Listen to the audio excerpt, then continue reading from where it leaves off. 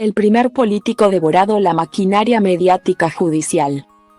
Debe decirse en esta hora, y debe decirse con claridad. Ramón Eduardo Saadi no fue desplazado del poder por el voto popular, sino por una serie de maniobras que inauguraron en el país el perverso funcionamiento de la maquinaria mediática judicial que hoy opera mucho más sólida y aceitada. Ese es un hecho objetivo, que emerge incluso al margen de cualquier valoración que pueda realizarse sobre la gestión de Ramón como gobernador. Porque la gracia de la democracia es precisamente esa: si gobierna bien se lo votará. Si gobierna mal se votará a otro. En Catamarca no sucedió así. Lo sacaron de casa de gobierno sin mediar la expresión de la ciudadanía en las urnas. Lo sacaron así porque en las urnas no hubiera perdido, y encontraron allí la oportunidad de reciclarse los aliados de la dictadura en Catamarca, que reaparecían oportunamente enfervorizados por el espíritu democrático. Y existe otro agravante: quien lo ejecutó fue un amigo de la casa, un abogado riojano que había llegado a la Casa Rosada de la mano de Vicente Saadi, padre de Ramón, en una de las traiciones más dramáticas y escandalosas que registre la historia nacional. Esa lectura política se desprende de la simple mirada de los acontecimientos. Sabrá Dios si. Además, hubo otros intereses en el medio para acelerar las decisiones. La proyección nacional de Ramón, que había realizado un acto a cancha llena en Atlanta, la ambición por controlar las fortunas que generaría la producción minera, aparecen siempre como factores que pudieron incidir para decapitarlo políticamente. Pero a Ramón no lo traicionó únicamente Menem, lo traicionaron muchos integrantes de su propio círculo, que se dieron vuelta apenas vieron llenarse el cielo de nubes oscuras.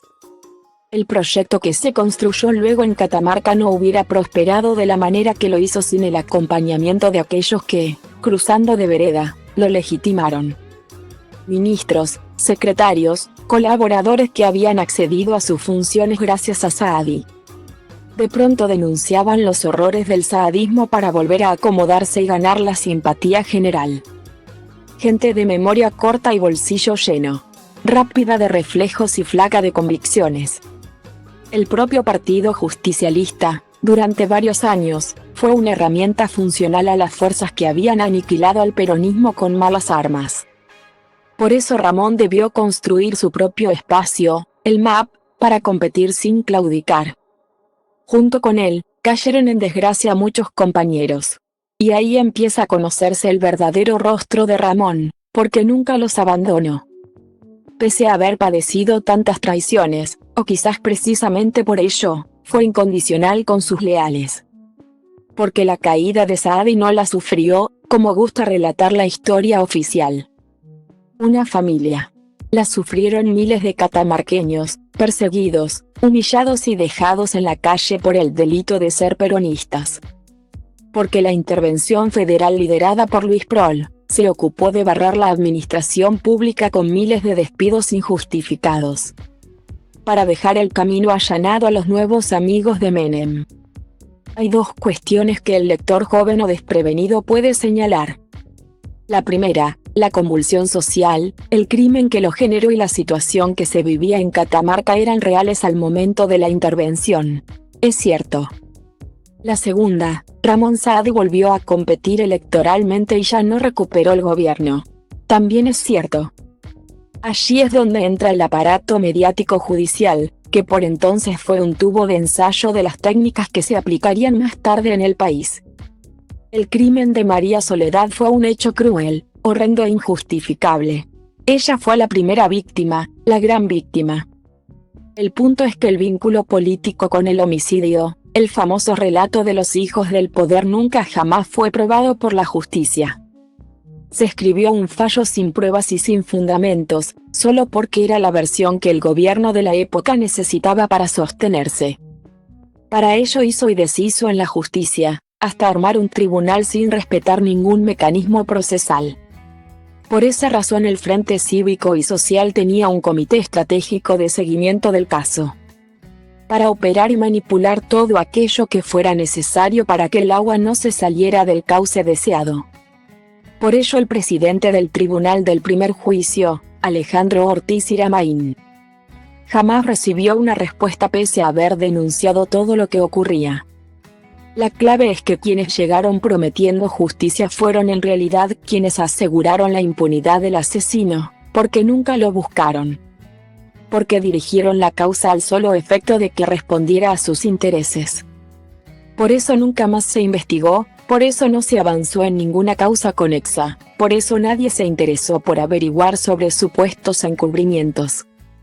La misión estaba cumplida con la condena a una persona indirectamente vinculada al gobierno, que respaldara la teoría antisaadista. En cuanto al relanzamiento político, la prensa hizo su parte con lo que hoy se definiría como laufare. Masacraron la imagen de Ramón premeditadamente, lo demonizaron como a ningún otro político en el país. Fue una campaña que duró años, en la cual se lo describió como el eje de todos los males.